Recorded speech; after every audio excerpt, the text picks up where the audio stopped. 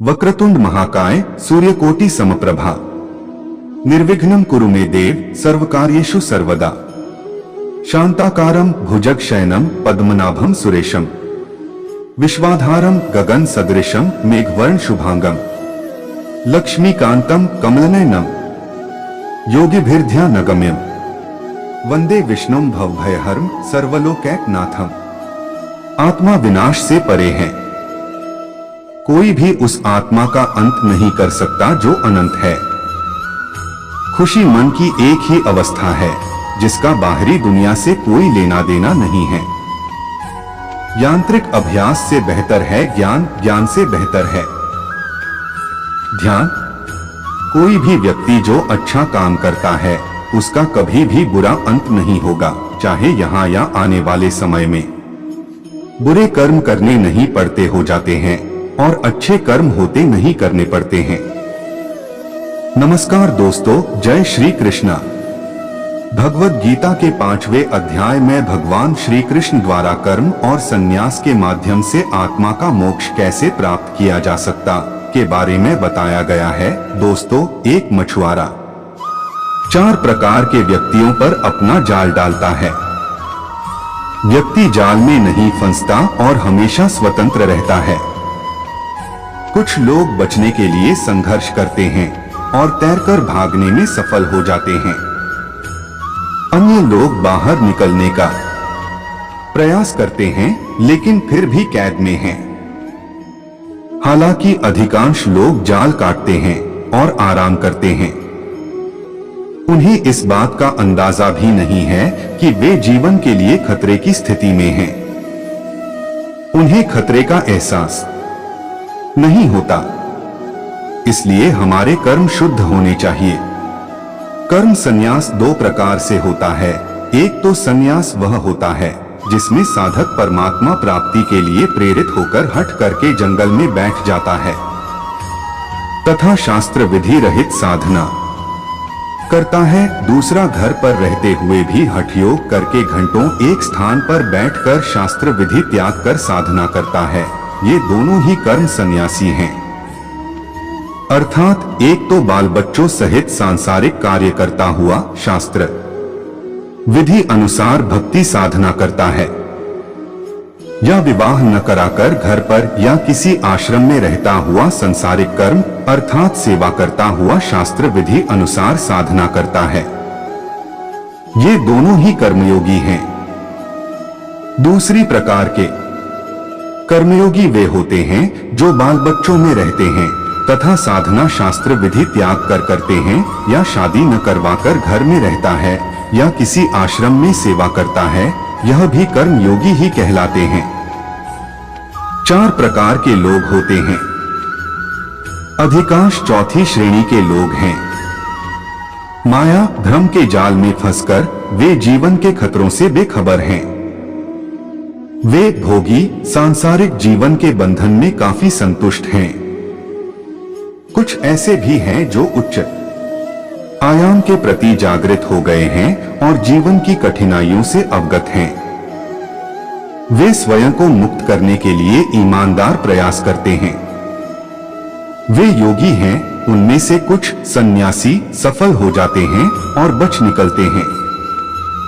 कोई ही व्यक्ति होता है जो संसार में रहकर भी संसार से बाहर रहता है, सर्वदा मुक्त, वह ज्ञानी है।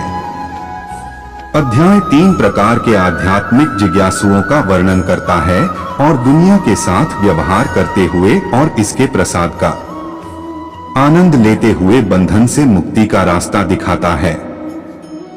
योगी एक आध्यात्मिक नौसिखिया होता है जिसकी अभी भी बहुत सारी इच्छाएं होती हैं। उसे कर्म के मार्ग पर चलना होगा। एक सन्यासी पहले ही अपनी अधिकांश इच्छाओं को त्याग चुका है और चिंतन और मनन के लिए तैयार है। वह न तो नफरत करता है न ही इच्छा करता है और दुनिया में विरोधाभासों से कभी भी प्रभावित नहीं होता है। वह आसानी से मुक्त हो जाता है। ध्यान के लिए उपयुक्त होने के लिए व्यक्ति को कर्म योग अथवा कर्म के मार्ग से गुजरना पड़ता है। ध्यान में उतरने से पहले कृष्ण कर्म के महत्व पर जोर देते हैं। एक ज्ञानी ने अपनी आत्मा को शुद्ध कर लिया है, अपने मन पर विजय प्राप्त कर ली है और इंद्रियों को वश में कर लिया है। वह सभी प्राणियों में स्वयं को देखता है। कर्म करते हुए भी उन पर दाग नहीं लगा है। योगी, सन्यासी, ज्ञानी दुनिया में कैसे कार्य करते हैं? एक ज्ञानी एक गतिशील अभिनेता होता है, लेकिन अपनी निष्पक्षता को हमेशा बनाए रखता है। जब कार्य चल रहे होते हैं तो वह सोचता है, मैं कुछ भी नहीं करता। एक सन्यासी सभी कर्मों को ब्रह्मा को समर्पित करता है और पानी में कमल के पत्ते की तरह रहता है। जैसे कमल का पत्ता लगातार पानी के संपर्क में रहने पर भी पानी से अछूता रहता है, वैसे ही एक सन्यासी दुनिया में रहने, उसके साथ व्यवहार करने और खुद को उसमें समर्पित करने के बावजूद दुनिया से अलग रहता है। वह संसार में अपने दायित्वों को पूरा करते हुए आत्मा के विचार में स्थिर रहता है। एक योगी का ध्यान संसार में अनासक्त भाव से कार्य करते हुए आत्मशुद्धि पर होता है। भगवत गीता त्याग की महिमा बताती है। अज्ञानी लोग इस अवधारणा को गलत समझते हैं। वह फिर विपत्ति का कारण बनता है। कुछ लोग अपनी गलत धारणाओं का पालन करते हैं और कष्ट भोगते हैं।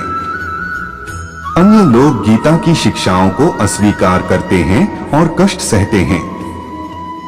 विरले ही वह व्यक्ति होते हैं जो त्याग की शक्ति को समझते हैं और उससे लाभ उठाते हैं। त्याग जीवन को नकारना नहीं है, यह जीवन को सक्षम बनाने वाला है। यह एक स्वर्ण भविष्य के लिए एक तुच्छ वर्तमान से दूर जाना है। एक व्यक्ति जो सफलता के लिए हर भोग से मुंह मोड़ लेता है, उसे इनाम मिलता है और वह जश्न का आनंद लेता है। कर्म का त्याग करना त्याग नहीं है। उन अवरोधक शक्तियों को त्यागना जो कार्रवाई में बाधा डालती हैं। भूसी के बदले अन्न का परित्याग करना त्याग नहीं है। महत्वहीन चीजों की अव्यवस्था को जीवन के महत्वपूर्ण पहलुओं में हस्तक्षेप करने से रोकना है। त्याग उन चीजों को छोड़ना नहीं है जो आपको प्रिय हैं। आनंद से कहीं अधिक संतुष्टिदायक मार्गों की सराहना करना ही विकास है। तब आपकी अपनी पूर्व व्यस्तताएं क्षुद्र लगने लगती हैं। जो आपने पूर्व में जो कर्म किए होते हैं, उन कर्मों से कहीं ज्यादा आनंद अनुभव होने लगेगा।